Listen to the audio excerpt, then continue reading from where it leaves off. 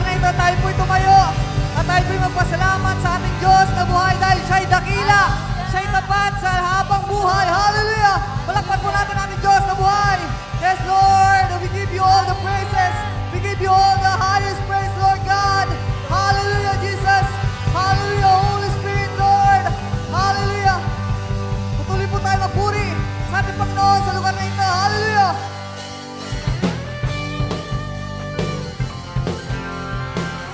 Palakpak po natin ating mga kamay sa ating Panginoon.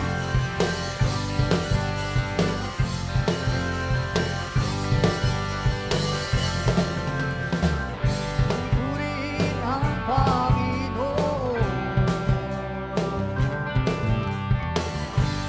ang buong sanlibutan. Hallelujah, hallelujah,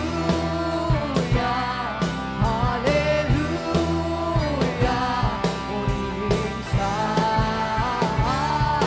Itaas ang kanyang ngalan, ibigay ang karangalan. Itaas ang kanyang ngalan, ibigay ang karangalan ng Jesus. Hallelujah! Purihin ang Panginoon ng buong sanlibutan. Sabay-sabay po tayo. Hallelujah, hallelujah, hallelujah. Purihin siya. Itaas ang kanyang ngalan, ibigay ang karangalan. Itaas ang kanyang ngalan, ibigay ang karangalan. Itaas ang kanyang ngalan, ibigay ang karangalan. Itaas ang kanyang ngalan, ibigay ang karangalan kay Jesus. Hallelujah! Kay Jesus ay may kagalakan. Yes, Lord! Tuloy po tayo magpuri sa ating Panginoon. Dahil siya'y dakila at siya'y tapat sa habang buhay. Panginoon ay ating pupurihin. Ang Panginoon ay ating dakilain. Walang katulad ang pag-ibig na siya'y laging tapat. Walang kapantay ang Panginoon sa ating buhay.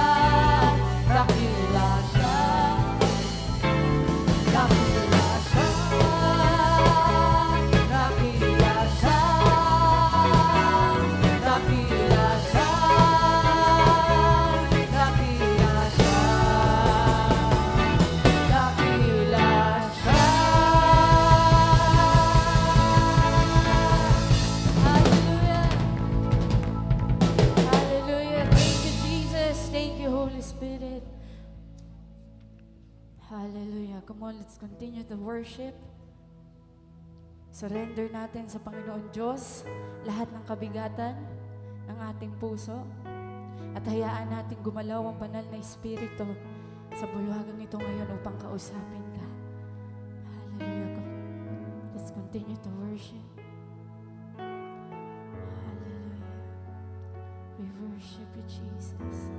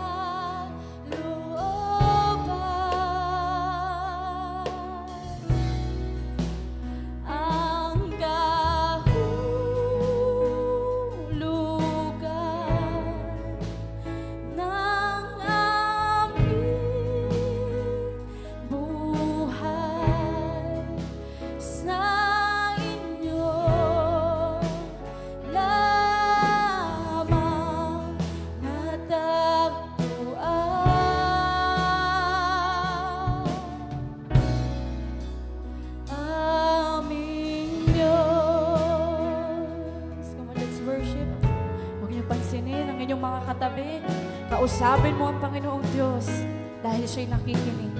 Come on, let's worship.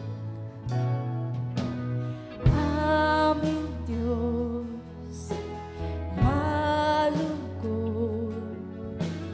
ang inyong puso sa amin makita, madama ang inyong kaluwalhati.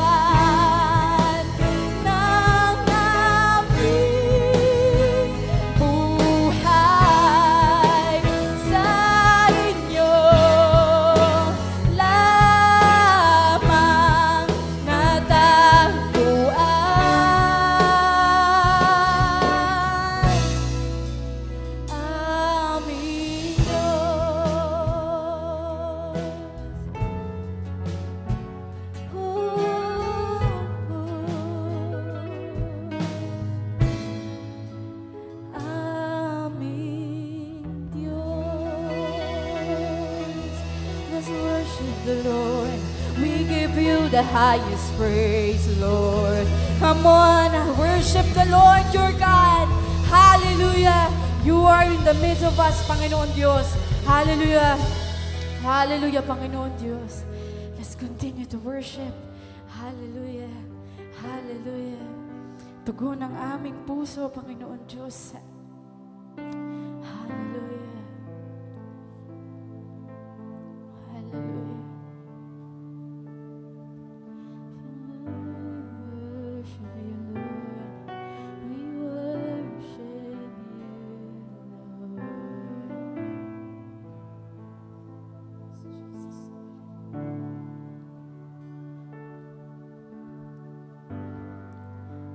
Tugon ng aking puso sa inyo, Panginoon,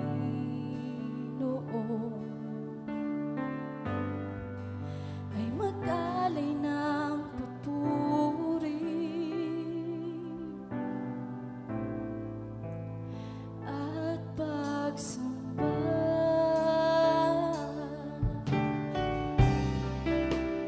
Dahil sa inyong pagmamahal, katiyakan sa buhay ko,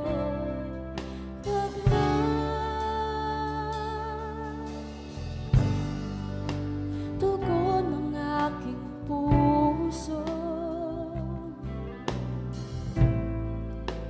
sa inyo, Panginoon, ay mag-alay ng papuri at pagsamba.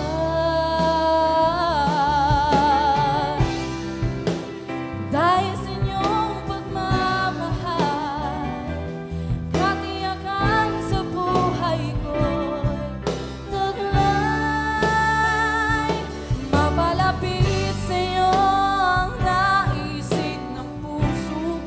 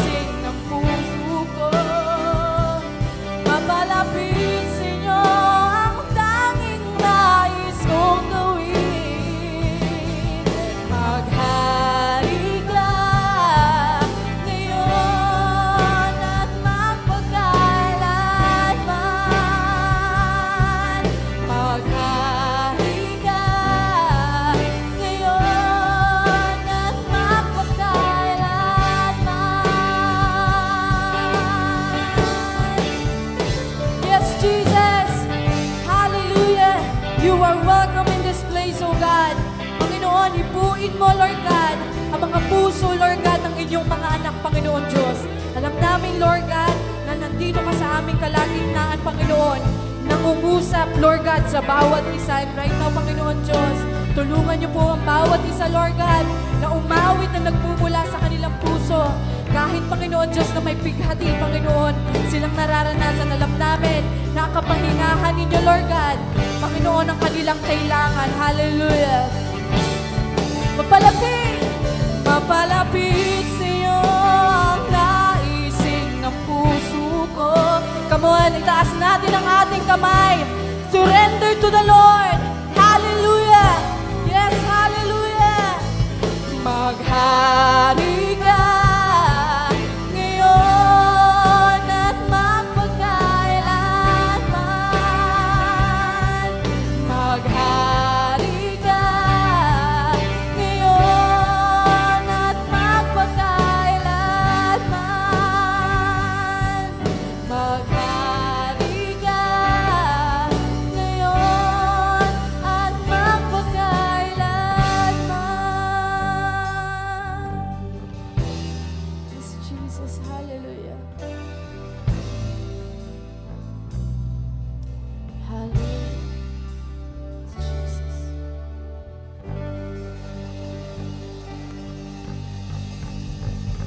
Palakpakan po natin ang Panginoon, mga kapatid. Hallelujah! Sobra-sobra pong pasasalamat sa iyo, Panginoon, sa lahat ng mga biyaya at pagpapala na tinatanggap po namin galing sa iyo. Tugon po ng aming mga puso ay mapalapit kami sa iyo, Panginoon Diyos. Lahat, alam namin, marami po kaming pagkakamali, bagay na nagkulang kami sa iyo. Subalit alam namin, Panginoon, ang kapatawaran mo ay napakayaman, Panginoon Diyos. Salamat po sa kabutihang loob po ninyo sa amin. Binigyan mo kami ng pagkakataon na kami pong lahat, Panginoon Diyos, na mga tao ay binigyan ng pagkakataon muli, Panginoon Diyos, sa pamamagitan ng iyong anak na si Jesus, na kami po ay mapatawad sa lahat ng aming mga kasalanan. Salamat po, Panginoon, sa pagkakataong tulad nito, na sama-sama kaming umaawit, sama-sama kaming nagpapahayag ng aming pasasalamat sa iyo. Hindi sa ano paman, Panginoon, kung bakit ng bawat isa sa amin ay naririto. Ikaw ang sinadya namin dito. Ikaw ang dahilan bakit kami naririto. Sumasamba, umaawit, nagpapasalamat, pumapalakpak, dahil kilala namin at nakikilala kami ng aming Diyos na aming sinasamba. Sa umaga pong ito, Panginoon, tanggapin po ninyo ang aming mga alay, tanggapin po ninyo ang aming mga handog sa aming pagsamba sa iyo ngayong umagang ito. Wala ho kaming ibang itinataas, wala ho kaming ibang kinikilalang Diyos, maliban sa iyo lamang, Panginoon Diyos, na ikaw ang lahat-lahat sa aming buhay. Ama, pakapuspusin mo kami ng inyong mga salita. Tulungan mo, Panginoon, ang bawat isa sa amin ay maipaghandog at maiaalay ng buong buo ang aming pagsamba sa iyo sa umagang ito. Huwag mo kaming hahayaan na lalabas kami ng lugar na ito na hindi namin taglay ang mga pagpapala na siyang ipinagkakaloob mo sa inyong mga anak na patuloy na naniniwala at sumasampalataya na ikaw ang Diyos at wala nang iba. Salamat po, Ama. Ito ang aming dalangin ng may pasasalamat at pagpapakumbaba sa pangalan po ni Jesus. Amen. Amen. Praise God. Pwede na po tayo makaupo, mga kapatid sa Panginoon. Ngayong araw po na ito ay narito tayo. Alam ba ninyo bakit kayo naririto ngayong araw na to? O baka napadaan lang kayo? O baka may pinuntahan lang kayo? Alam ba ninyo bakit kayo narito ngayong araw na to? Tingnan nyo nga yung katabi ninyo na kung masaya siya, nakatabi niya kayo. Ayan.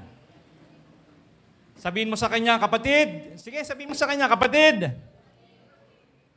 Pinapaalala ko sa iyo na ang mga pangako ng Diyos ay para sa iyo at para sa akin. Palakpakan po natin ang Panginoon. Ayan. Gusto ko pong bigyan ng pasasalamat po ang Panginoon dahil po lahat tayo ginising ng Diyos ngayong araw na ito. Malimit ko pong binabanggit kapag po ako ay nakakapagsalita po na sa mga pagtitipon, sinasabi ko po na ang buhay po natin, hindi natin hawak.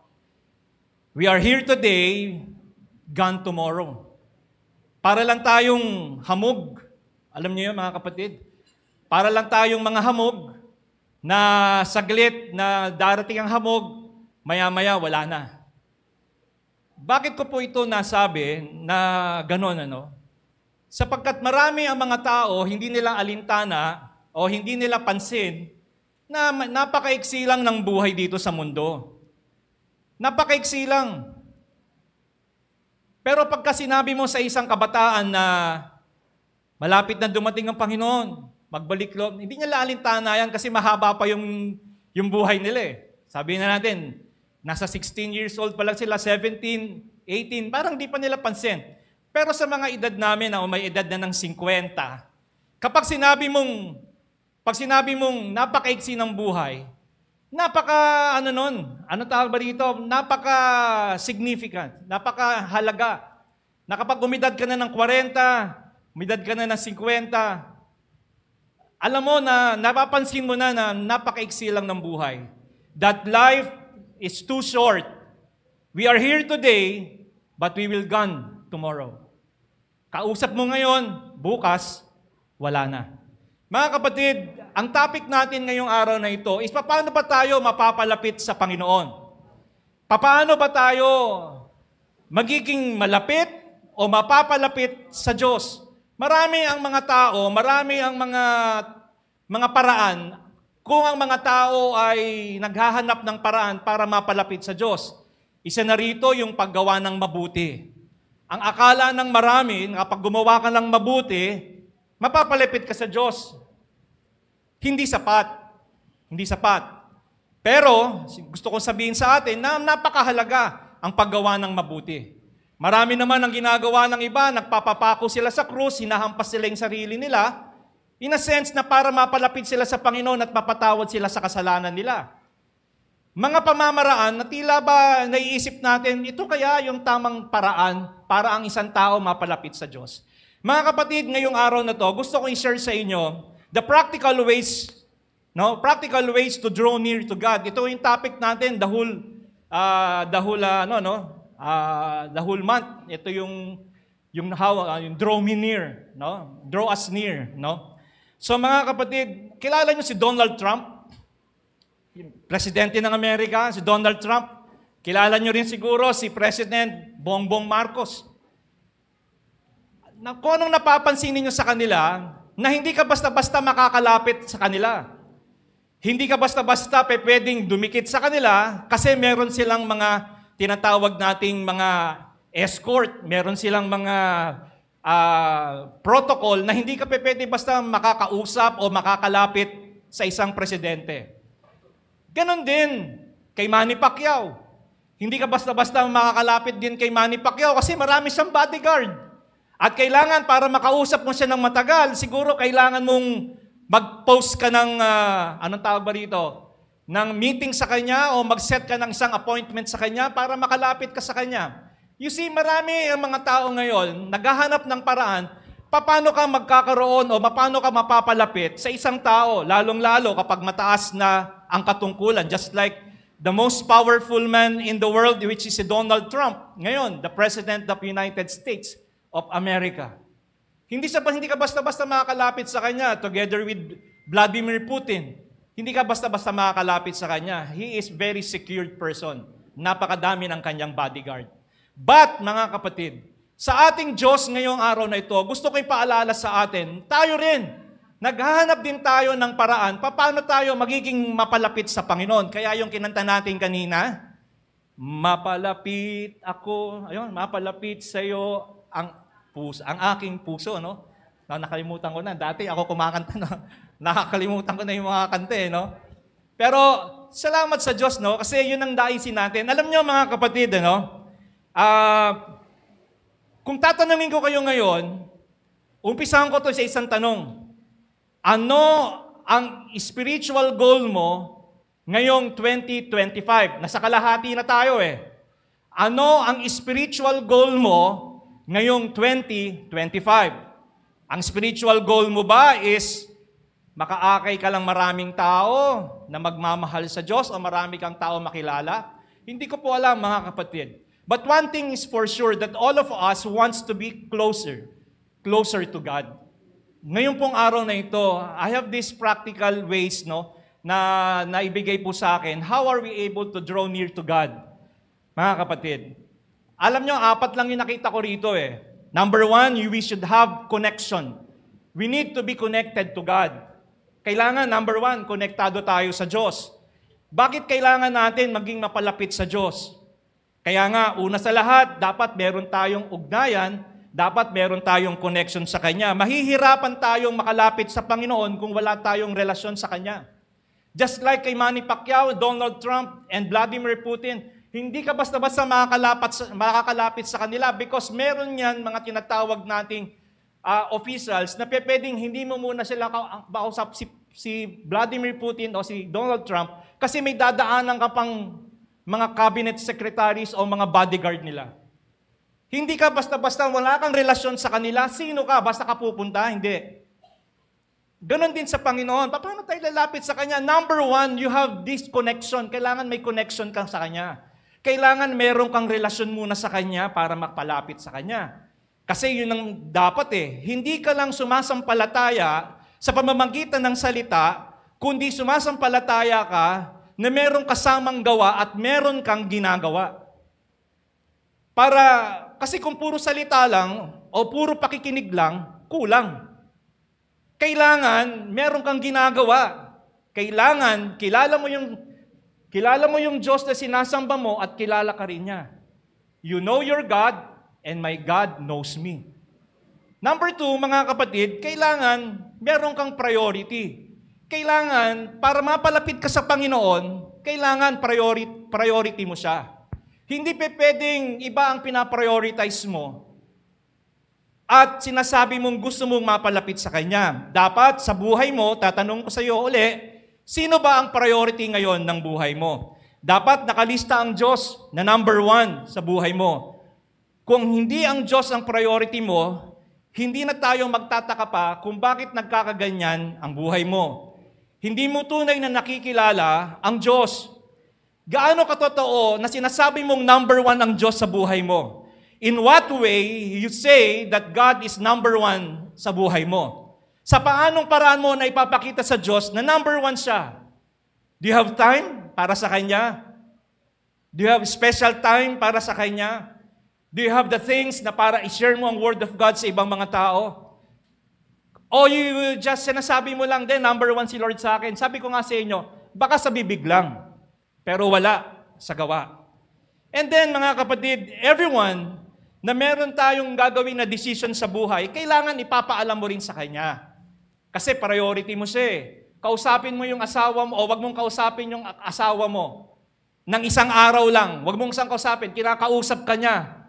Pero hindi mo siya kinakausap. Ano kaya ang mangyayari sa'yo? Girlfriend mo, kinakausap ka, alam mo may ganito eh, hindi mo kinapansin. Palagay ko, away na kayo, mamaya break na kayo. Kasi hindi mo pinapansin. So number 1, you need to prioritize the Lord. Number 3, kailangan may focus ka. Kung gusto nating mapalapit sa Panginoon, dapat ang Diyos ang focus ng buhay natin. May problema man tayo o wala tayong problema, we have the testings and we have the challenges sa buhay natin. We should focus, kailangan sa Diyos pa rin tayo nakatingin. Tingnan nyo nga nangyari kay Pedro. Naalala nyo, nakakita si mga apostle niya nasa dagat. Nakita niya, umulto yata yun. Hindi. Sabi niya, di ba? Lord, kung ikaw ba yan, Panginoon? Kung ikaw talaga yan, papuntahin mo ako dyan. So lumakad siya ron. But because nakita niya yung storm, malakas yung hangin eh. You see, dapat nakafocus lang siya. Kung nakafocus siya, makakarating siya doon kay Jesus. Pero hindi siya nakafocus eh, kaya lumubog siya. It is the same thing din po sa atin. If we want to be close to God, Kailangan focus ka sa Kanya. Do marami kang mga temptation, marami kang mga bagay na nangyayari sa buhay mo, still, kailangan wag kang lingon ng lingon. Kailangan nakadiretso ka lang, tingin ka lang sa Kanya. Kaya lumakad tayo nakasama ang Diyos, kasi ma-expect mo na mas lalo kang mapapalapit sa Kanya if you have the communication sa Kanya. You are connected. And last but not the least, mga kapatid, para mapalapit din tayo sa Panginoon, kailangan marunong tayong maglingkod sa Kanya. Marunong tayong maglingkod. Yan talaga, mapapalapit din talaga tayo sa Panginoon Diyos dyan. Kasama mo siya na naglilingkod sa Kanya at palagi kang lumalapit sa Kanya at palagi kang nagre-report sa Kanya at sinasabi mo. So, nag-expect ka sa Panginoon na Lord, pasensya ka na, ito lang ang kaya kong gawin eh. Nag-expect ka na matutuwa yung Diyos sa'yo because, naglilingkod ka eh. Ikaw nga sa loob ng bahay ninyo, hindi ka mang inuutusan ng mama at papa mo pero nililinis mo yung bahay mo eh. Bahay ninyo eh. Palagay ko, very good ka, mas maraming ulam sa'yo kaysa dun sa kapatid mo. Di ba? Kapag hindi ka naman inuutusan pero ginagawa mo, mas maganda yon. Nag-expect ka na magiging very good ka. Ganon din po sa Panginoon. You see, mga kapatid, gusto kong sabihin sa ating lahat na napakahalaga po na meron po tayong Diyos sa buhay. Kaya ngayong araw na ito, gusto ko pong umpisahan na. Ano lang po yun, pasakali pa lang po yun. No? Na dapat meron tayong relationship or connection sa Diyos. We need to prioritize God. We need to focus and we need to serve Him if we want to draw closer to Him. Mga kapatid, another thing, ito na po, papasok na po tayo. Sabi po ng James, sabi yan? Yan. Sabi po kasi doon sa James chapter 4, verse 7 and 8, pasakop kayo sa Diyos, labanan ninyo ang dyablo, at siya lalayo sa iyo. Ang karugtong nito, yung Bible verse natin, lumapit kayo sa Diyos at siya'y lalapit sa inyo. Maglinis kayo ng inyong mga kamay, mga makasalanan.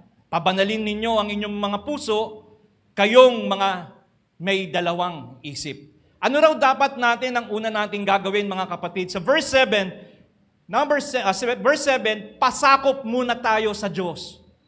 Kailangan magpasakop tayo sa Panginoon. Hanggat iba ang sumasakop sa atin, hindi tayo makakalapit sa Diyos.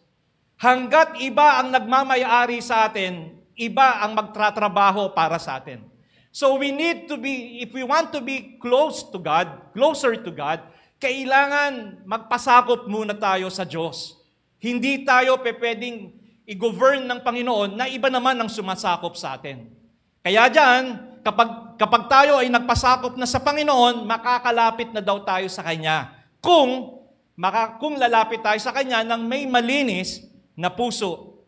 Hindi din tayo makakalapit sa Panginoon kung may marumi tayong puso eh. Kaya nga sa pananalangin natin, kailangan manghingi muna tayo ng paumanhin sa Diyos at humingi muna tayo ng awa o pasensya sa Panginoon sa ginawa nating kasalanan.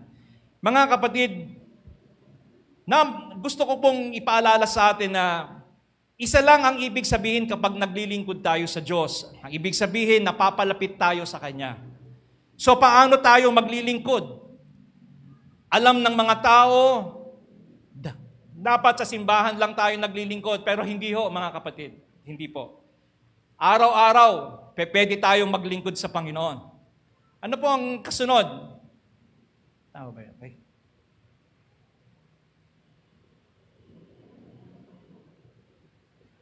Sabi po ng Kawikaan, chapter 8, verse 17, iniibig ko silang sa akin ay umiibig at ako'y natatagpuan ng humahanap sa aking masigasig.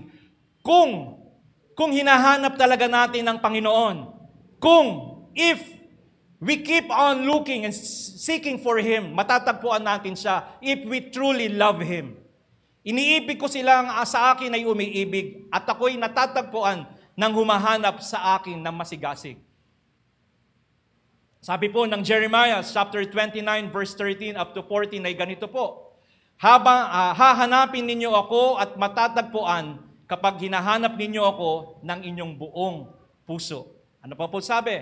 Ako'y inyong matatagpuan, sabi ng Panginoon, at ibabalik ang inyong mga kayamanan at titipunin ko kayo mula sa lahat ng bansa at sa lahat ng dako na aking pinatnubayan sa inyo. Sabi ng Panginoon, ibabalik ko kayo sa dakong pinagkunan ko sa inyo tungo sa pagkabihag. Ibig sabihin mga kapatid, kung hahanapin talaga natin ng Panginoon, matatagpuan natin siya if we will truly seek Him. Pero hanggat hindi natin sa totoong hinahanap, madali naman natin ma-fake mga kapatid Madaling natin ma-fake. Umattend ka lang ng umattend ng Bible study, ng prayer meeting, ng kung ano-ano, pero yung buhay mo hindi naman nagbabago. At alam ng Panginoon that all of those things are just elements, mga kapatid. Superficial lang lahat ng yan. Kung hindi naman totoo sa loob ng puso mo, ang tunay na pagsamba at paglapit sa Kanya. Alam na alam ng Panginoon yan.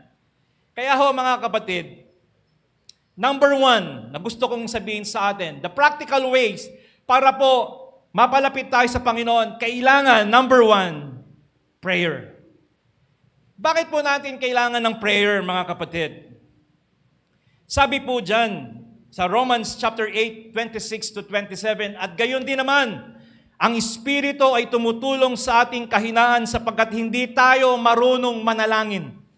Ngunit ang Espiritu mismo ang namamagitan na may daing na hindi maipahayag. Ngunit ang Diyos na sumisiyasat ng mga puso ay nakakaalam kung ano ang kaisipan ng Espiritu sapagkat siya ang namamagitan dahil sa mga banal ayon sa kalooban ng Diyos. Mga kapatid, kapag nananalangin tayo, hindi para makuha natin ang mga gusto natin. Nananalangin tayo sa Diyos, hindi lang dahil meron tayong hinihiling sa Kanya. Sa halip, ang pananalangin ay isang paraan na ating gusto sa Diyos na upang kumonekta tayo sa Kanya. Uulitin ko mga kapatid, sa halip, ang pananalangin ay isang paraan upang kumonekta tayo sa Kanya at muli nating mai-align. At muli nating mai-align ang ating mga puso sa Kanya. Ang pananalangin ay isa sa pinakamahalagang aspeto sa ating buhay bilang isang mananampalataya sa Panginoong Hesus. At hindi ito dapat binabaliwala, mga kapatid. Ang pananalangin ay hindi isang bagay dito lang sa loob ng simbahan o sa loob ng church ginagawa. Araw-araw, sa lahat ng panahon sa ating buhay, kailangan nananalangin tayo. Subukan ninyong huwag kausapin ang asawa ninyo. Subukan ninyong huwag kausapin yung girlfriend o boyfriend kung meron man kayo. Na kinakausap kayo na hindi kayo kumikibo. Mga kapatid, mawawala yung tinatawag nating connection natin. So, ibig sabihin, importante ang pananalangin, kung gusto nating mapalapit sa Panginoon, kailangan kinakausap natin yung Diyos. Kailangan meron tayong panahon na kinakausap natin siya. Kailangan meron tayong set time. Umaga ba yan? Alam nyo mga kapatid, kapag hindi tayo nananalangin, sinasabi ninyo sa Diyos, Diyos, hindi kita kailangan. Kasi busy ka, alam ko, kaya kayang-kaya ko naman Kaya hindi ako nananalangin. Mga kapatid, importante sa isang Kristiyano kung gusto nating mapalapit sa Diyos, kailangan kinakausap natin ang Panginoon sa atin buhay. Ito isang paraan upang makasama natin ang Diyos at isang paraan upang kumonekta tayo muli sa Diyos papunta sa ating mga puso. At kapag tayo ay nananalangin sa Diyos, inaanyayahan naman natin ang Diyos na lumapit sa atin. Ulitin ko mga kapatid kapag tayo nananalangin, direkta mula sa ating mga puso, kapag tayo nananalangin, inaanyayahan naman natin ang Panginoon Diyos na lumapit sa atin. Kaya di ba, minsan nga meron akong naipost na nananalangin dun sa may kama niya. Yung mga devil, gagambalain siya, pero yung mga angels, di ba? Tinataboy yung mga masasamang mga kampon ng kaaway. Ang pananalangin, kapag tayo ay nananalangin, binubuksan natin ang ating mga puso para sa Panginoon. Dahil dito, ang Diyos ay nakakagawa sa buhay natin. kapag tayo ay nananalangin. Tinutulungan tayo ng ating pananalangin na tayo ay lumago sa ating relasyon sa Diyos. Kaya nga ho, mga kapatid, habang tayo ay madalas na nakikipag-usap sa Diyos, mas lalo tayong napapalapit sa Kanya. Pero kapag hindi tayo nananalangin sa Diyos, pakiramdam lang natin connected pa tayo, but we are already disconnected sa Kanya. Umaattend tayo ng prayer meeting, umaattend tayo ng Bible study, pwede natin silang ma-fake. Pero hindi natin kayang i-fake ang Panginoon Diyos eh. At we thought that we are still connected to Him. But deep inside your heart, you are disconnected already. Disconnected ka na sa Kanya. Kaya nga ho, ano ang sabi po ng... Saan ba yan? Kaya ho, mahalaga ang pananalangin dahil inilalagay tayo nito upang matanggap ang kapayapaan ng Diyos sa pinakamahirap na kalagayan natin. Sa panahon na hirap ka, sa panahon na nalulungkot ka at sobrang lungkot, hindi mo kinakausap ang Panginoon. Ikaw lang din ang nagbibigay ng sakit sa kalooban mo. Kaya kapag nananalangin ka, nagpapakita ka ng dependency mo sa Diyos. Sabihin, sa Diyos ka nakadepende. Any problem na meron ka, you need to talk to God. Any problem na meron ka, you need to cry to God. Kneel to God with the help of the Holy Spirit.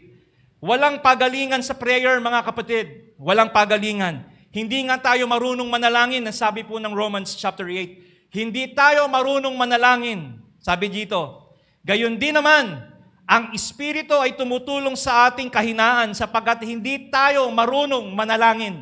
Ibig sabihin, mga kapatid, walang pagalingan sa panalangin. Wala. Yung binabasa mo yung panalangin mo, yung minememorize mo yung panalangin mo, hindi ho. Kailangan kung mananalangin ka nang gagaling sa loob ng puso mo. Hindi dinidikta ng someone, hindi binabasa, kundi makipag-usap ka sa Panginoon Diyos directly, mga kapatid. Kaya nga ho, tinutulungan tayo ng Holy Spirit para masabi natin sa Panginoon yung mga bagay na hindi natin kayang sambitin. Si Holy Spirit ang nagpapaliwanag sa Diyos, God the Father, ganito po yung ibig sabihin niya. Pinapaliwanag niya. Kaya ho, sa atin, the Holy Spirit guides us while we are praying. Kaya nga hindi ka makakapaglingkod sa Diyos kung wala kang panalangin. Busy ka sa kingdom, pero hindi ka busy sa king. Kaya ano nangyayari? Nagiging matampuhin ka, matitisurin ka, maramdamin ka, madali kang magalit, napipikon ka, kasi madalang kang manalangin. Sabihin mo sa katabi mo, madalang ka bang manalangin? Ayan. Kaya nga ho, mga kapatid, kung bakit matagumpay naman ang buhay ng isang tao, kasi madalas naman siyang manalangin. The closer we want to God, gusto natin maging close sa Kanya, we need to talk to Him oftenly. Kailangan madalas natin siyang kausapin. Nevertheless, kapag hindi natin siya kinakausap, wala tayong makukuhang sagot. Mga kapatid, kapag nagbabasa ka ng Bible, God talk to you. At kapag naman ikaw nananalangin, you talk to God. Amen, mga kapatid? Kapag nagbabasa ka ng Bible, God talk to you. And when you pray, you talk to God. Mga kapatid, itong kamay na to, naalala ko yung sinabi ni Pastor Proceso Marcelo. Palatandaan, guide para ka manalangin. Ito kasi malapit sa heart eh. Sabi ni Pastor Marcelo, ito daw, ipapanalangin mo yung mga taong malapit sa'yo. Sino ba yung mga taong malapit sa'yo? Anak mo, asawa mo, kapatid mo, mga taong malapit sa'yo. Ito naman, ipapanalangin mo yung mga taong nagtuturo sa'yo. Ito, mga taong nagtuturo sa'yo, mga mentor mo, mga leader nyo, ito yung mga nagbibigay ng advices sa'yo, ipapanalangin mo sila. Yung gitna, pinakamataas, ito naman yung mga nakakataas sa'yo. Halimbawa, yung boss mo. Halimbawa, yung leader ninyo. Ipagpe-pray mo siya. At ito namang palasingsingan, which is ito ang pinakamahina sa lahat, Ipapanalangin mo naman yung mga mahihina, may mga sakit, may mga mabibigat na problema. Ito sila, mahina eh. At ang pinakahuli sa lahat, which is yung pinakamalayo sa heart mo, pinakamalayo, ikaw na yan. Sa huling-huli mong ipapanalangin. Ito, malapit sa'yo. Ito, mga nagtuturo sa'yo. Ito, yung mga leader mo. Ito, yung mga may sakit. Ito naman ikaw, sa pinakahuli. Mga kapatid, sa paglapit natin sa Diyos, meron tayong paraan. Unang-una, mananalangin tayo sa Panginoon. We need to adore Him first. Kailangan sasambahin natin siya. Sa pananalangin mo, kailangan sasambahin mo muna yung Diyos, hindi ka kagad manghihingi.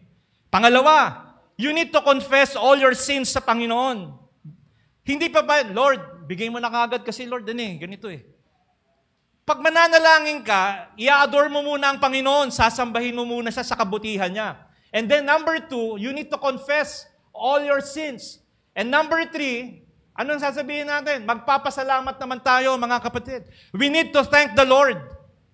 And last but not the least, hingin mo na yung dapat mong hilingin, which is the supplication. You see, mga kapatid, there is a system na hindi tayo basta-basta sabog-sabog kung manalangin. If we want to be close to God, we need to talk to Him oftenly. Kailangan madalas mo siyang kakausapin. Nevertheless, pag hindi mo siya kinakausap, do not expect too much. Kumbaga sa ulan, hindi talaga bubuhos yung ulan. Ano lang sa'yo, ano tawag doon? Anggilang. Naawa. Just like take for example, pinasisikat ng Diyos ang araw para sa mabubuti at saka sa masasama. Ganun lang.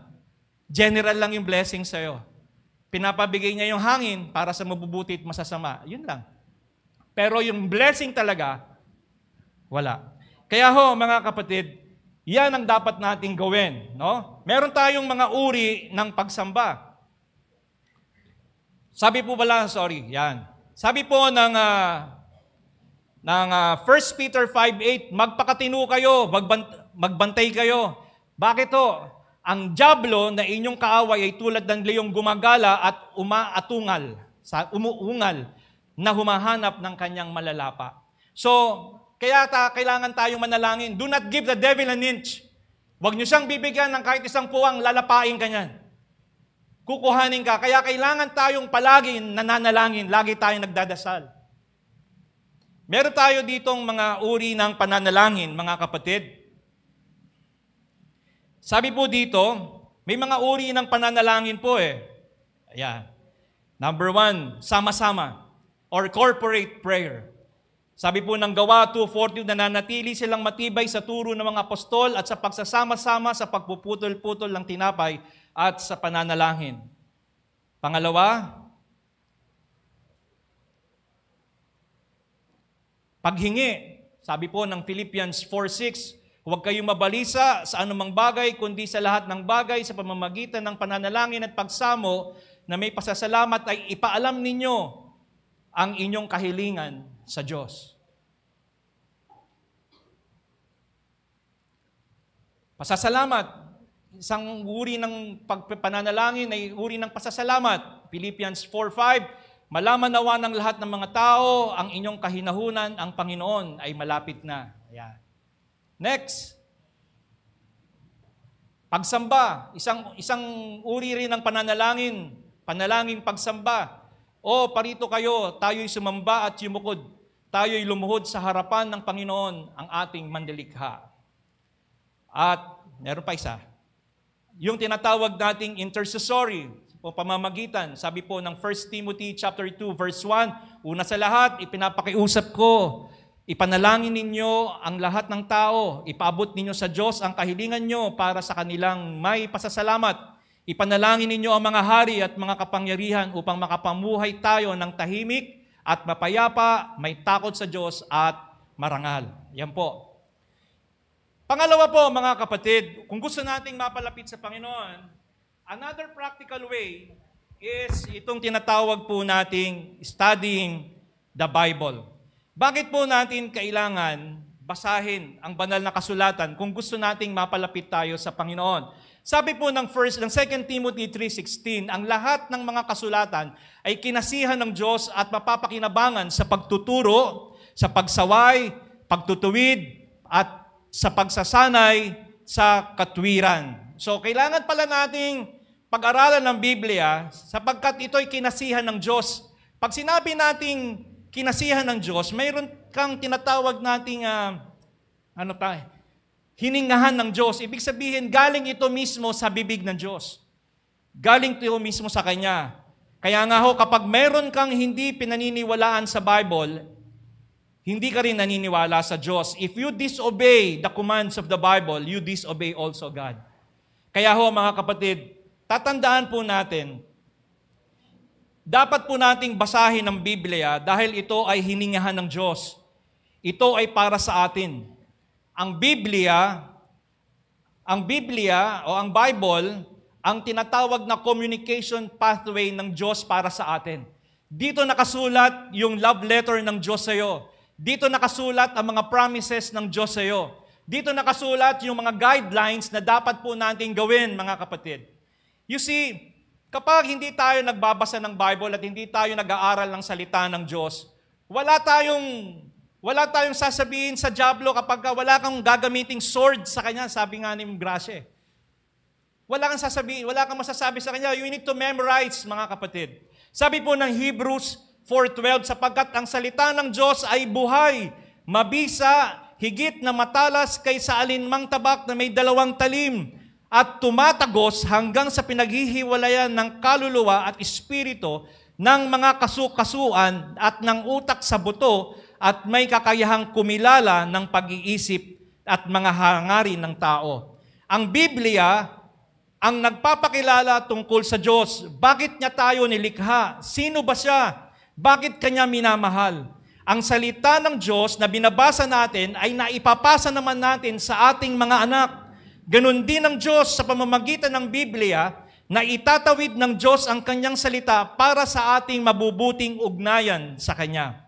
Dahil sa Biblia, maraming buhay ang nabago, mga kapatid. Marami ang pamilya na dati wasak, pero ngayon nabuo na. Dating adik, ngayon pastor na. Nagbago, dati may bisyo, nagbago dahil ngayon nakakilala sa Panginoon, gumanda ang buhay. Matapos mapakinig at mabasa ang salita ng Diyos, natututo na magkaroon ng pagkatakot at pagkasunod sa Diyos. Kasi bakit, mga kapatid? Ang salita ng Diyos ay buhay at mabisa, higit na matalas sa alinmang tabak at tumatagos hanggang sa pinaghihiwalayan ng kaluluwa at espiritu. Kaya ho, mga kapatid, masakit ang salita ng Diyos kapag nire-rebuke tayo.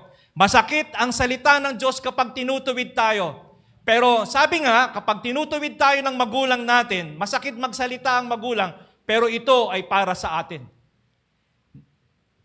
Ang salita ng Diyos ay napakabisa at buhay, na makakagawa ng pagbabago sa buhay. Walang makapagliligtas sa atin, kundi ang salita ng Diyos, mga kapatid.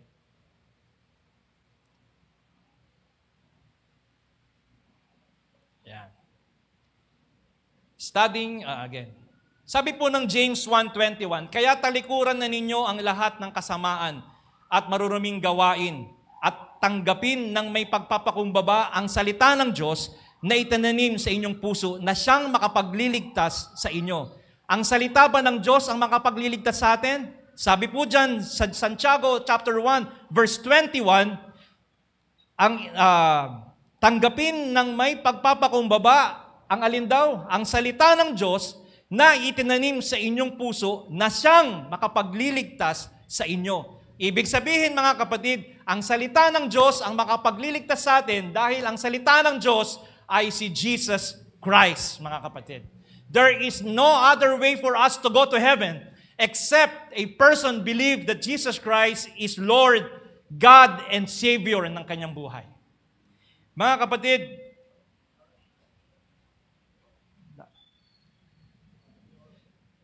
alam nyo, noong October 6, 1536, merong isang lalaki na binartolina ng matagal, 1 taon at kalahati na binartolina. Alam naman ninyo na kapag binartolina ang isang tao, isa lang ang siguro, isang kapirasong ilaw lang o butas lang doon, madilim.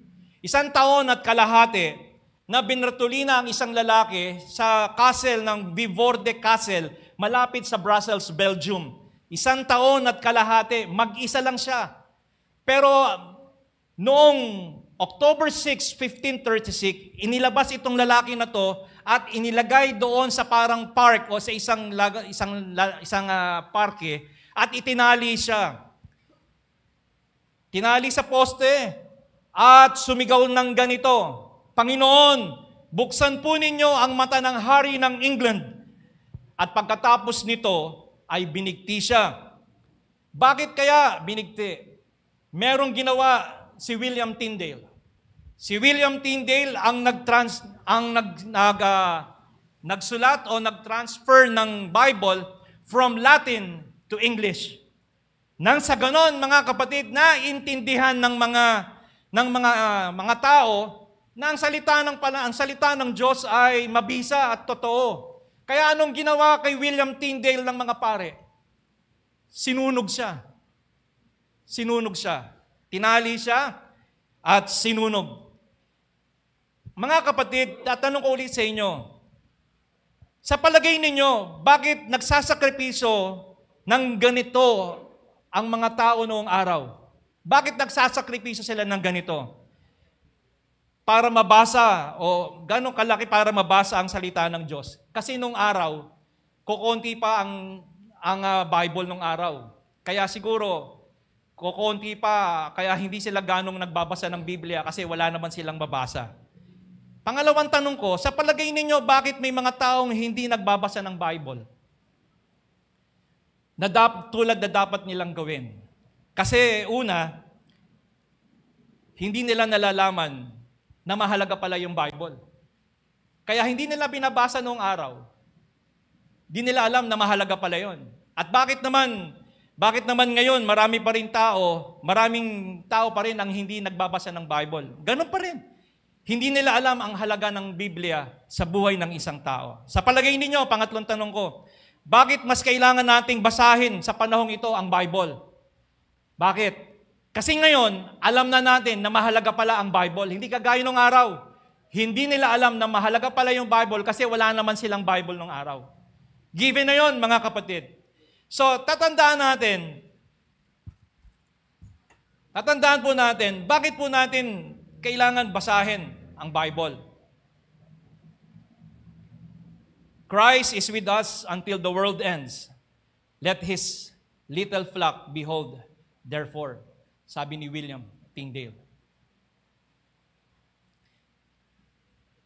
Sabi po ng Biblia, why do we need to study the Bible? Number 1,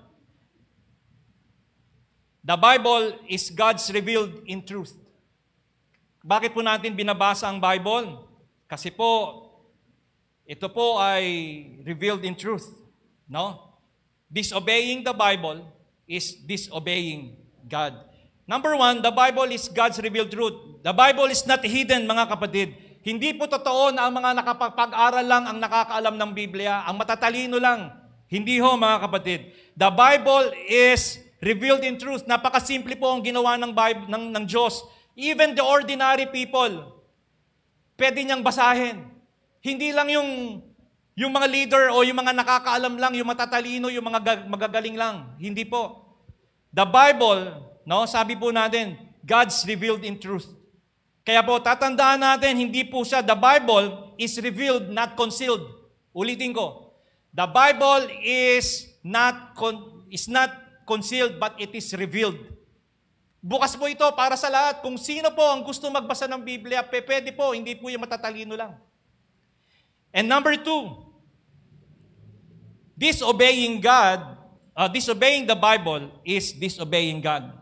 Hindi ko na po yan i-explain pa ng mas matagal. Alam na po natin na kapag hindi naniwala sa Biblia, hindi ka rin naniniwala sa Diyos. Kaya po, ano ang sabi po ng 2 Peter chapter 1 verse 20 to 21?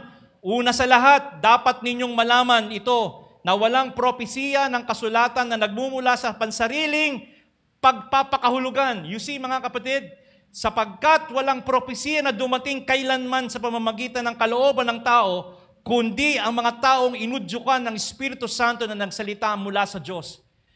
Kaya tingnan nyo mga kapatid, paano naisulat ng mga prophets? Paano naisulat ng mga apostles yun? Patay na si Jesus Christ, pero nasusulat pa rin nila kung ano nangyari. Eksakto dun sa time. Eksakto dun sa pangyayari. Why? Because it is inspired by the Holy Spirit, mga kapatid. Habang sinusulat nila yan, matagal ng panahon, wala nang dinala kasama, pero bakit naisusulat pa nila? Nakaakyat na si Lord sa langit, pero item by item, nasusulat nila eksakto kung nasaan sila at ano ang ginagawa nila. Kaya nga ho, mga kapatid, uulitin ko, the Bible is revealed, not concealed. Hindi po yan na itatago sa hiwaga, mga kapatid. Pinapaalam po ng Diyos sa lahat yan. Kaya ho, sana. Why do we need to study the Bible? Sabi po ng Joshua 1:8, ang aklat na ito ng kautusan ay huwag aalisin sa iyong bibig, kundi ito'y pagbulay-bulayan araw at gabi upang iyong masunod na ayon sa lahat na nakasulat dito. Kaya po, sa lahat ng nakasulat dito, sapagkat kung magkagayon ay iyong pagiginawain ng iyong lakad at magtatamu ka ng tagumpay. Bilisan ko lang po. Worship. Kaya po. So mga kapatid, pag sinabi po nating worship, isa sa practical way para po tayo mapalapit sa Panginoon ay ang atin pong pagsamba sa Diyos. Bakit po kayo nagpunta ngayong araw na ngayon? Alam ba ninyo kung bakit kayo nagpunta dito? O baka napadaan lang kayo?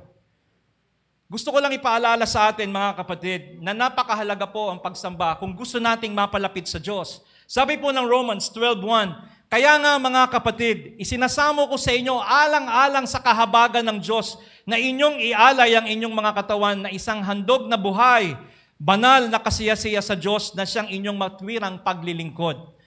Marahil, iniisip mo na ang pagsamba ay tumutukoy sa mga ginagawa lang sa loob ng simbahan kapag linggo. May kantahan, pakikinig ng sermon, komunyon at pananalangin. Pero alam mo ba na ang totoong pagsamba ay hindi lang tungkol sa lugar o pakiramdam o emosyonal o ritual na para bang nasa kahon ka lang at alam mo na, kabasado mo na kung ano ang kasunod. Luluhod, tatayo, kakanta, papalakpak, aawit, uupo, tatayo, alam mo na. Pero hindi dapat ganon ang pagsamba natin sa Diyos, mga kapatid. Number 1, kapag sasamba ka sa Panginoon, Kapag sasamba ka sa Panginoon, dapat, itong tatanda mo, number 1, you are not supposed to get anything out of the service. Kapag sasamba ka sa Panginoon, pagpasok mo pa lang sa church, huwag mong iisipin na ikaw ang tatanggap, kundi ikaw ang magbibigay sa Panginoon. Hindi mo dapat iniisip na, Lord, i-bless mo ako, Lord. Kailangan, marami kong matanggap ngayon. Hindi mga kapatid. Yan ang iisip ng lahat ng maraming tao na kapag magsisimba, tatanggap. Pero mali, mga kapatid. Kapag magsisimba at sasamba ka sa Panginoon, dapat ikaw ang magbibigay sa Diyos ng alin? Papuri, pasasalamat, pagsamba. Hindi ikaw, mga kapatid. Hindi ang pagsamba ay patungkol sa makukuha natin dahil sa galing ng pastor o sa galing ng mga kumakanta sa praise and worship. Kaya minsan nagrereklamo tayo, hindi ito sa ating matatanggap sa Diyos sa ating pagsamba, kundi kung ano ang ating maibibigay sa Diyos. Halimbawa, Lord, wala akong nakuha ngayon. Lord, wala akong naiintindihan sa sermon. Ngayong araw, ang haba Lord, wala akong napala sa kantahan, puro sintonado yung kumakanta. At yung kinakanta, puro bago pa. Hindi Lord, yung mga lyrics maganda pero hindi tumatalab sa puso ko. Kaibigan, ang pagsamba ay hindi patungkol sa makukuha mo dahil ang pagsamba ay patungkol sa Diyos. Kailangan alam mo, hindi tinitignan mo, hindi magaling yung kumakanta. Yung drummer, sintonado pa yung Alam niyo mga kapatid, kapag ganyan ang iniisip natin, hindi tayo sumasamba sa Diyos. Naghahanap tayo ng mali. Ang tawag sa atin, fault finders. Hindi yon, mga kapatid. Uulitin ko, kaibigan, ang pagsamba ay hindi patungkol sa makukuha mo. Kung hindi ang pagsamba ay patungkol sa pagsamba mo sa Diyos. Ikaw mismo ang lalapit sa Kanya. Kaya po, anong sabi ng Bible? Iukol ninyo sa Panginoon ang kaluwalhatiang nararapat sa Kanyang pangalan. Magdala kayo ng handog at magsiparoon kayo sa harap niya. Inyong sambahin ang Panginoon sa banal na kaayusan. Hebrews 13:15-16. Kaya't sa pamamagitan niya ay maghandog tayo patuloy ng alay ng papuri sa Diyos. Sa makatuwid ay ng bunga ng labi na nagpapahayag ng Kanyang pangalan. Huwag ninyong kaliligtaan ng paggawa ng mabuti at ang pamamahagi sapagkat ang Diyos ay nalulugod sa gayong mga handog. Worship, number 2. Worship is all about the Lord. Ibigay ninyo sa Panginoon ang kaluwalhatiang nararapat sa Kanyang pangalan. Magdala ng handog at pumasok kayo sa Kanyang mga bulwagan. Dito makikita natin na ang sentro ng pagsamba nila ay ang kanilang paghahandog. Kung ano ang mararapat sa Diyos, ano ang maiaalay nila para sa Diyos. Kaya ang iba napoprostrate, nadidisappoint kasi ang ine-expect nila, nag-expect sila kung ano ang kanilang matatanggap. Kaya wala kang talagang matatanggap kung ang focus ng pagpasok mo sa loob ng church, sa pananambahan mo, ay kung ano yung tatanggapin mo at hindi yung maibibigay mo sa Panginoon. Kaya nga ho, mga kapatid, kaibigan, sabi po,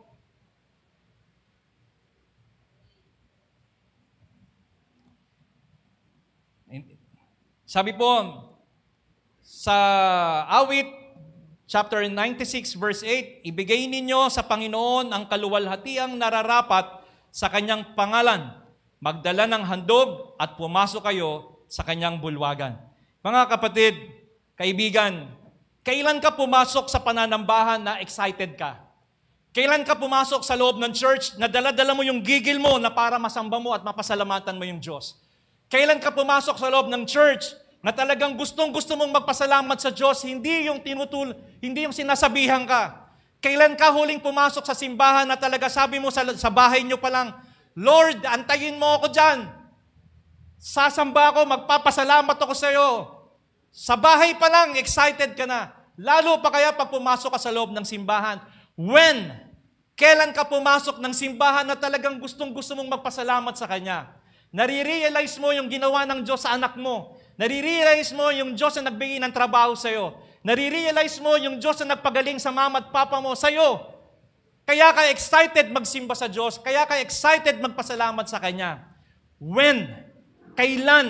Kailan ka nagkaroon ng excitement sa puso mo na sumamba sa Panginoon Diyos?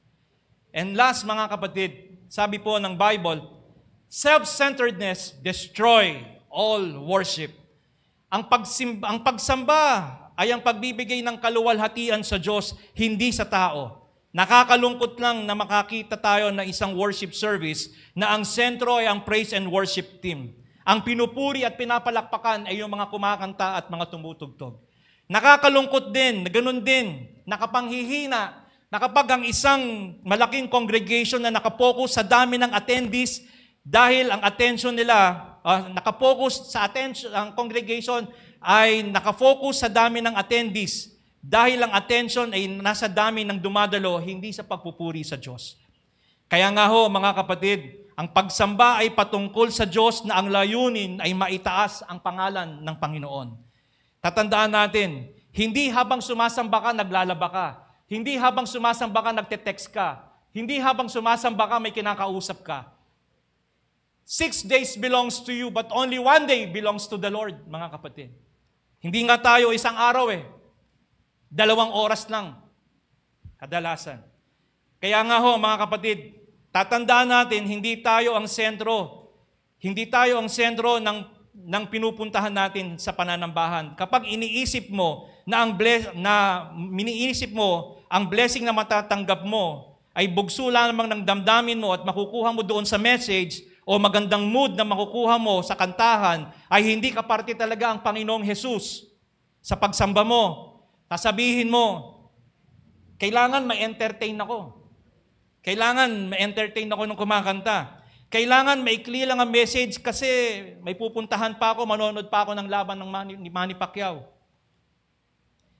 Dahil hindi man lang ako ginaid ng usher doon sa uupuan ko. Hindi ko nga alam kung saan ako uupo.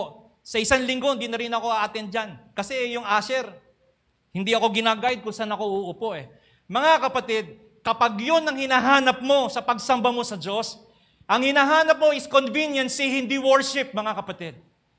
Ang hinahanap mo yung sarili mo kung paano mo mapapaligaya, malalamigan, hindi ako atin doon, tigas ng upuan. Hindi na ako magsisimba ron, walang aircon. Kung yun ang pamantayan mo, mga kapatid, sa pagsamba mo sa Diyos, mali. Mali. Hindi yon. Kailangan alam mo kung sino ang pinuntahan mo kapag sasamba ka sa Diyos. Kung bakit ka nagsuot ng maganda pag-araw ng linggo, hindi para impress ang tao dahil maganda yung suot mo. Kundi number one, kailangan na ma-impress mo yung Diyos. Kung sa mga birthday party nga, sa mga kasal at binyagan, naghihiram ka pa ng damit.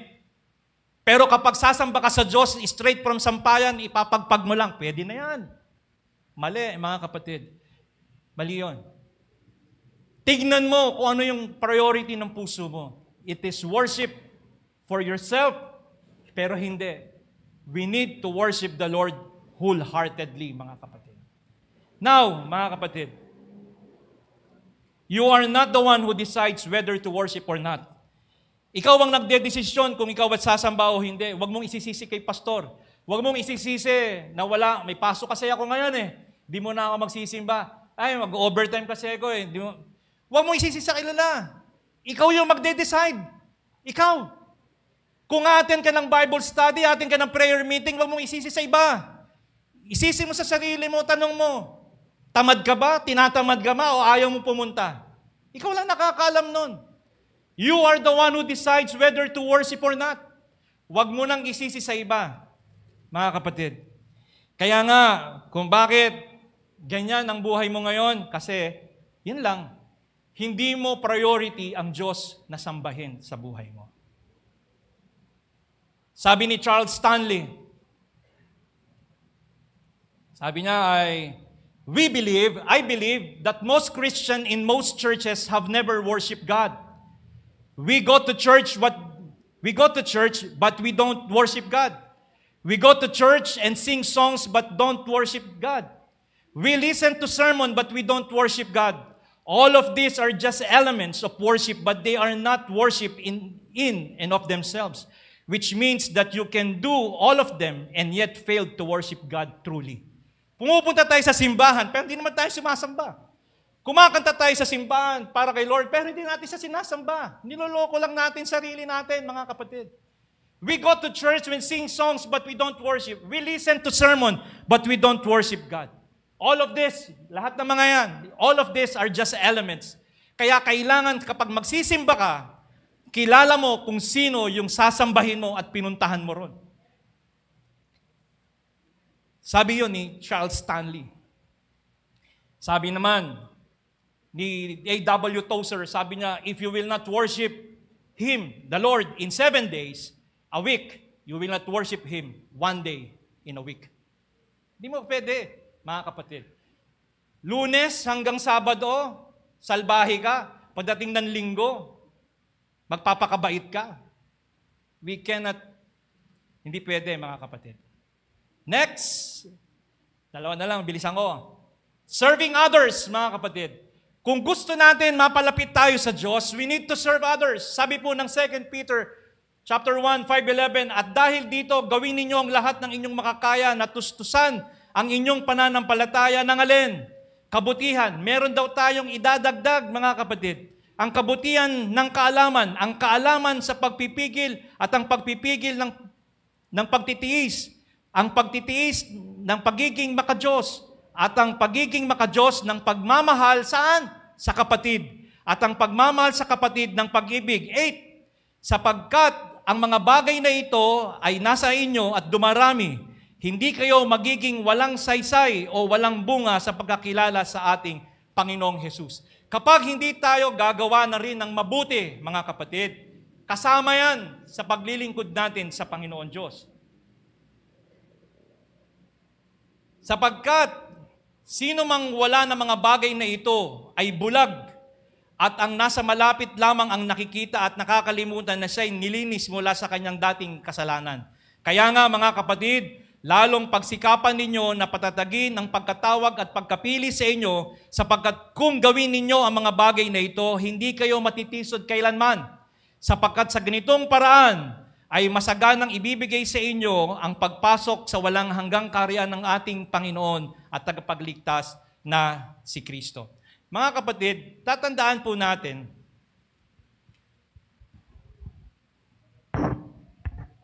bakit po natin kailangan na tayo po ay gumawa po ng mabuti?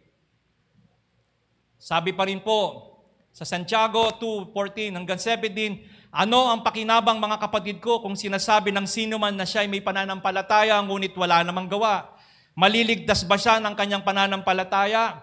Kung ang isang kapatid na lalaki o babae namumuhay ng hubad at kinukulang sa pagkain araw-araw, at ang isa sa inyo magsasabi sa kanila, humayo kayong mapayapa, magpainit kayo at magpakabusog, subalit hindi ninyo sila binibigyan ng mga bagay na kailangan ng katawan, anong pakinabang nun?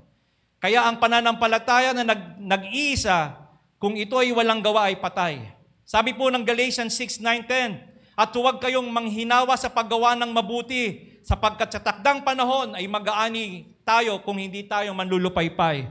Kaya't habang may pagkakataon, gumawa tayo ng mabuti sa lahat, lalong-lalo na sa mga kabilang sa sambahayan ng pananampalataya.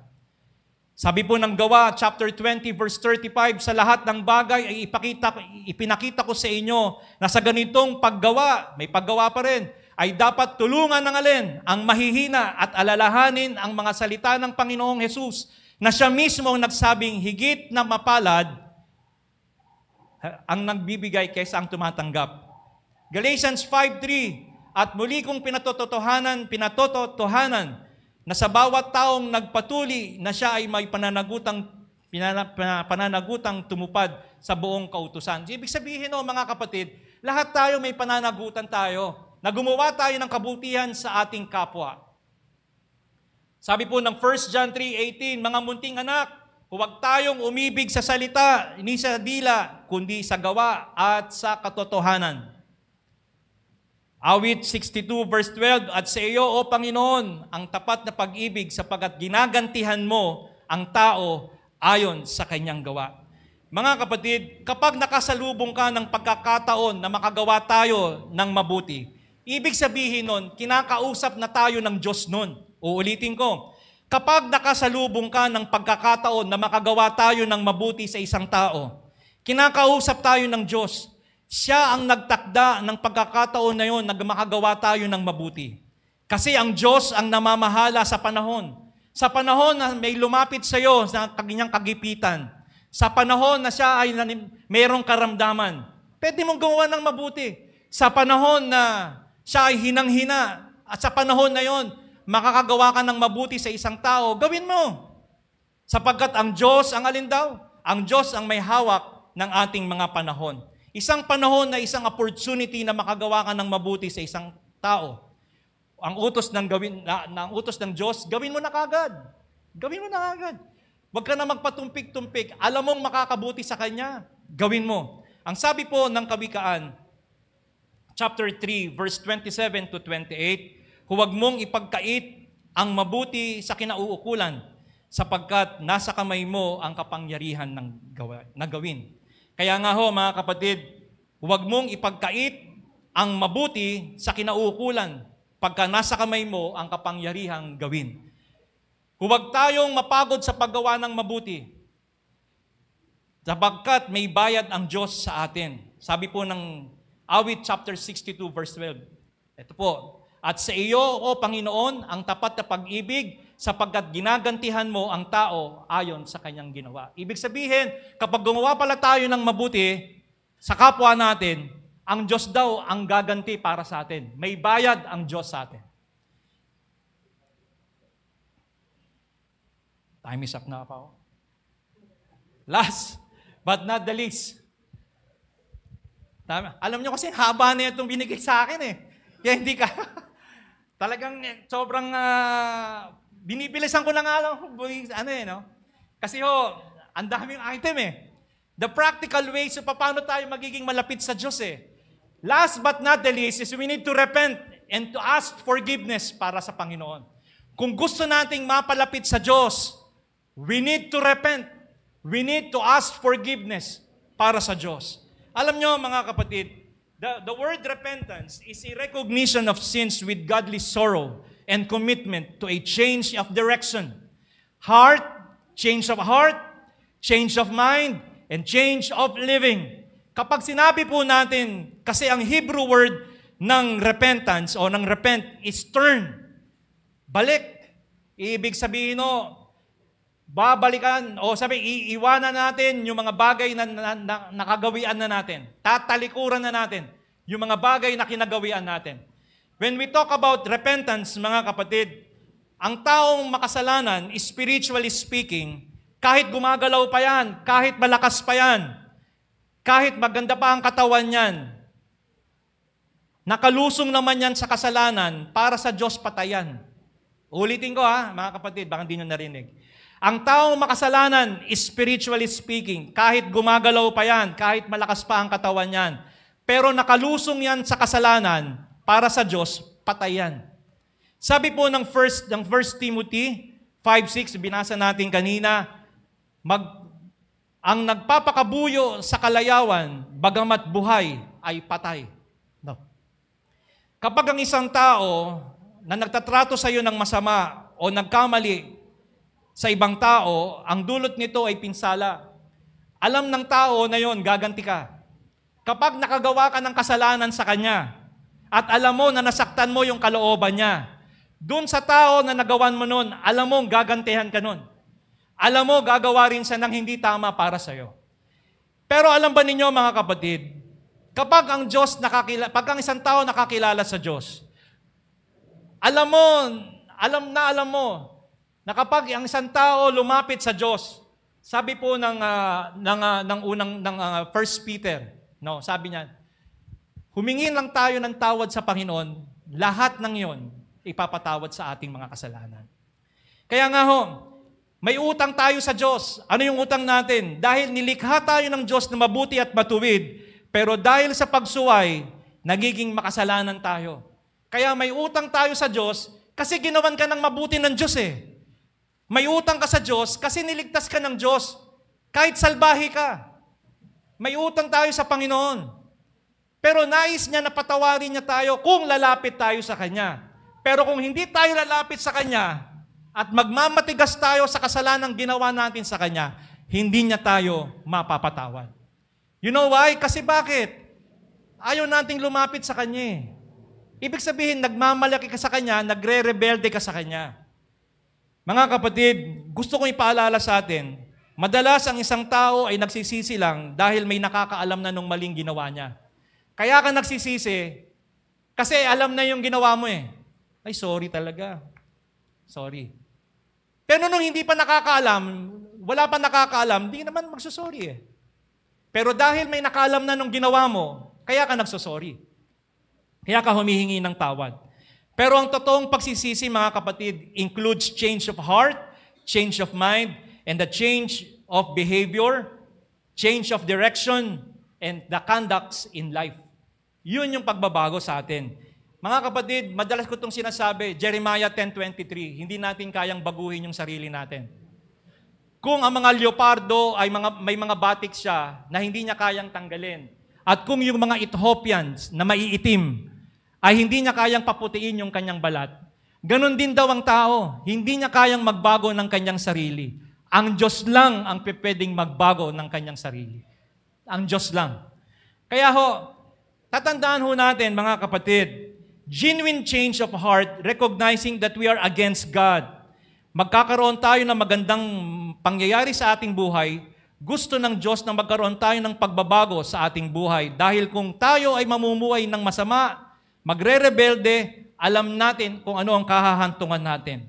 Mga kapatid, bago po ako matapos, meron po ako ditong, bilisan ko lang po,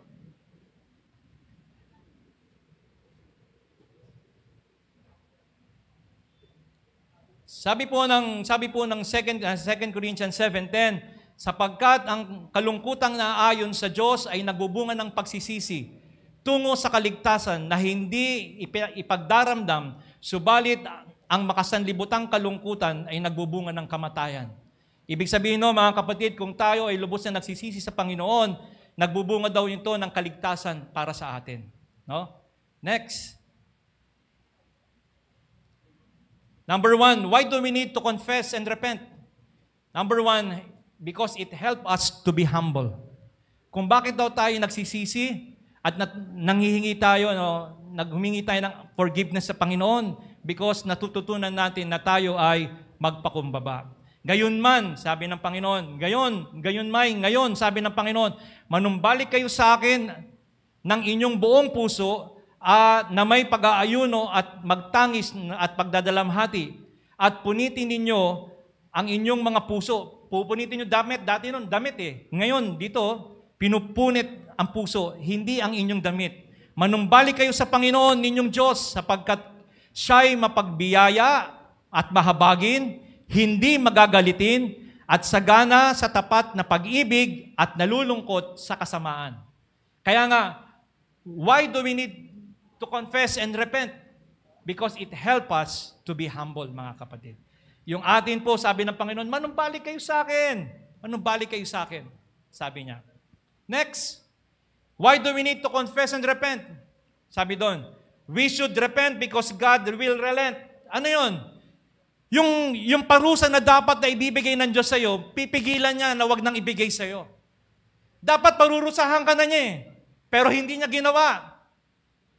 We should repent because God will relent. Ibig sabihin ng relent, na-stop, hindi natuloy. Sabi dito, Joel 2:12-13, gayon ngayon. Sabi ng Panginoon, manumbalik kayo sa akin ng inyong puso na may pag-aayuno at may pagtangis at pagdadalamhati. Ito yung po yung kanina eh. Ano pa yung kasunod niyan?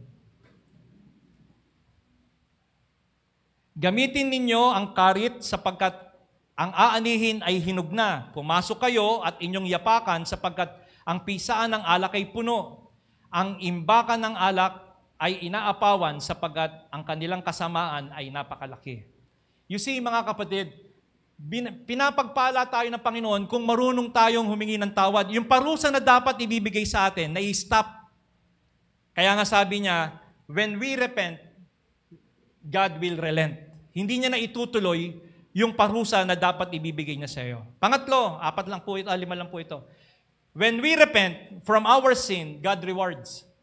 Sabi po ng Joel 2:14, sinong nakakaalam kung siya'y hindi magbabalik loob at malungkot at mag-iiwan ng isang pagpapala sa likuran niya ng handog ng butil at handog na inumin sa Panginoon ninyong Diyos. Sabi niya, bibigyan tayo ng reward ng Panginoon. Kaya nga magsisi kayo at manumbalik at magbalik loob upang mapawi ang inyong mga kasalanan. Number 4, bakit tayo kailangan mag-confess and mag-repent? Because repentance, let God restore us. Sa ating pong paghihingi ng tawad sa Diyos, sa ating panunumbalik sa Panginoon, ang sabi ng Joel 2:25, aking isasauli sa inyo ang mga taon na kinain ng kuyog na balang, na gumagapang na balang at ng naninirang balang at ng nangangat-ngat na balang na siyang aking malaking hukbo na aking sinugo laban sa iyo. When we repent to God, ibabalik ng Panginoon, ibe-bless ulit tayo ng Diyos. Sabi diyan, aking isasauli sa inyo ang mga taon na kinain ng kuyog ng balang. Ibabalik ng Panginoon sa atin. If we repent, kung tayo ay magbabalik loob sa Kanya at hihingi ng tawad sa Kanya, ibabalik ng Diyos yung lahat ng nawala sa atin. And last, sabi dito, sabi po ng Jeremiah chapter 15 verse 9, sabi po sa repentance pa rin, let God restore us. Kaya't ganito ang sabi ng Panginoon, kung ikaw ay magbabalik loob, tatanggapin kitang muli at ikaw ay tatayo sa harapan ko. Kung bibigkasin mo ang mahalaga at hindi ang walang katuturan, ikaw ay magiging parang aking bibig. Sila'y manunumbalik sa iyo, ngunit hindi ka manunumbalik sa kanila. When we confess and repent, The Lord will restore everything sa buhay natin na ninakaw ng kaaway sa buhay natin. And last, meron pa ba? Zacarias chapter 1 verse 3, kaya't sabihin mo sa kanila ng ganito, sabi ng Panginoon ng mga hukbo, manumbalik kayo sa akin, sabi ng Panginoon ng mga hukbo, at ako'y manunumbalik sa inyo, sabi ng Panginoon ng mga hukbo. Kung tayo lalapit sa Kanya, kung babalik tayo sa Kanya, babalik din talaga ang Diyos sa atin. Last but not the least, mga kapatid, why do we need to confess and repent? Repentance leads us to the fullness of life in Jesus Christ. Mga kapatid, sabi po ng Luke 13:3, sinasabi ko sa inyo, hindi, subalit malibang kayo'y magsisi, mapapahamak din kayong lahat katulad nila. Kaya kailangan ho talagang magbalik loob tayo sa Panginoon and we need to go back to Christ.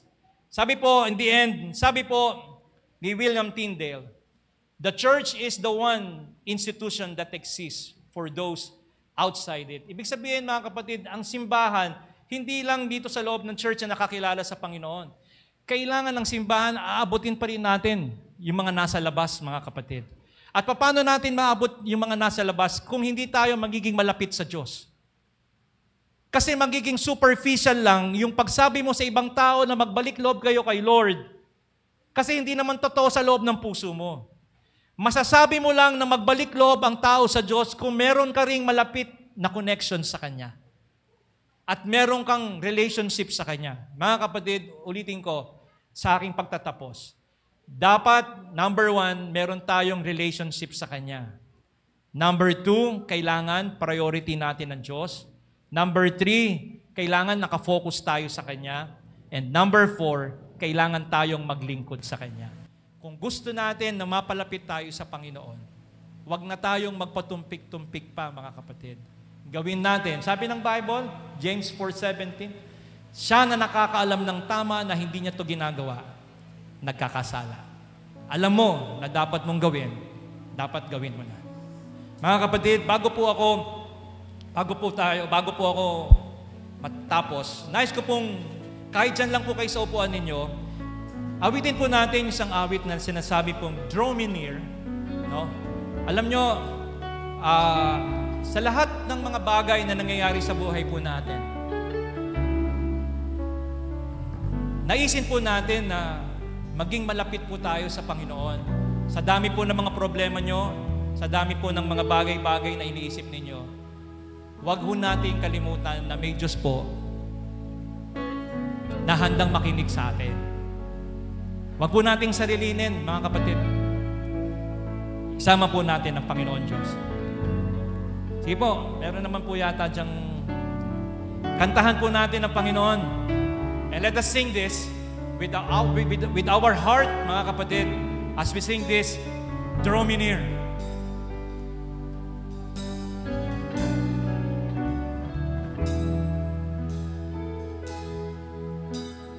Father God, I come into your presence. With all my heart, I come to sing your praises. And I want to feel your embrace, your love and your grace. With a passion in my heart, I desire to seek your face. And Father God, I come into your with all my heart, I come to sing your praises. And I want to feel your embrace, your love and your grace. With a passion in my heart, I desire to seek your face. Draw me near your presence, O Lord, and draw me near to you, O loving God. And I long for you, my heart, only you alone. Draw me near your presence, O Lord. Let Let us sing one more time. Mga kapatid, hinahayaan ko na po kayo na tumayo. And Father God, I come into your presence with all my heart, Lord. With all my heart, I come to sing your praises. And I want to feel your embrace, your love and your grace with a passion in my heart. I desire to see your face and draw me near your presence, oh Lord, and draw me near to you, oh loving God, and I long for you. My heart worships you alone. Draw me near your presence, oh Lord. Draw me near your presence, oh Lord. And draw me near to you, oh loving God. And I long for you. My heart worships you alone. Draw me near your presence, oh Lord.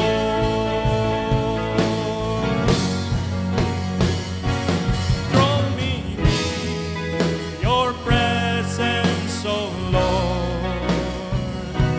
And draw me near to you, oh loving God. And I long for you. My heart worships you alone. Draw me near your presence, oh Lord. Draw me near and draw me near your presence, oh Lord. Draw me near, Lord, and draw me near to you, oh loving God. And I long for you. My heart worships you alone. Draw me near your presence, oh Lord. Draw me near your presence, oh Lord. Draw me near your presence, oh Lord. Panginoon Diyos, nais po naming mapalapit sa iyo, Panginoon.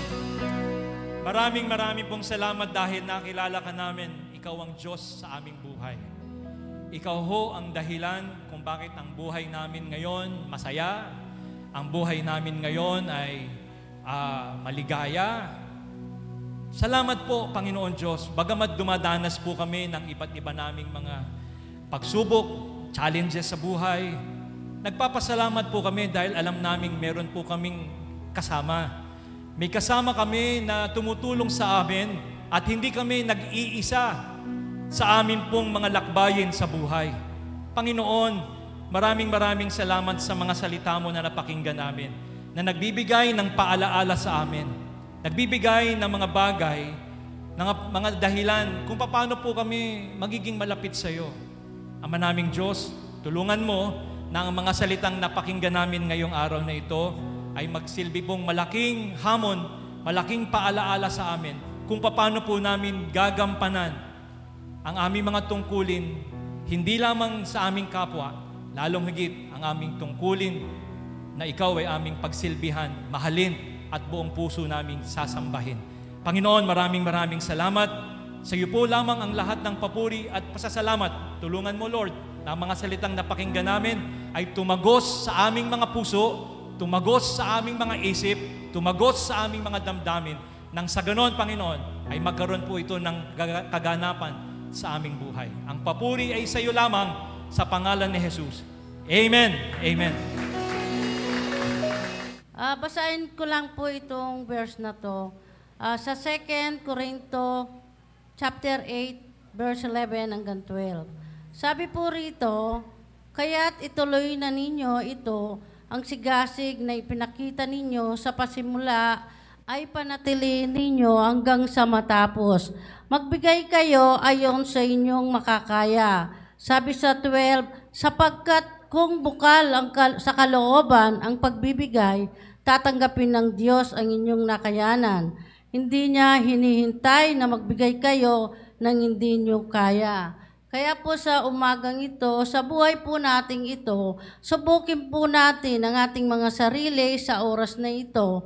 Ito po ang pinakamagandang verse na ibinigay sa bawat isa sa atin. Paano po ba tayo maging tapat sa ating Panginoon? Ang Panginoon po natin ay mayaman. Kaya nga po tayo pinagpala niya. Kaya magtiwala po tayo sa Kanya, ibalik natin ang para sa Kanya upang may magamit po sa mga gawain ng ating Panginoon. Sa ganun po, marami pa pong makakilala sa ating Panginoon.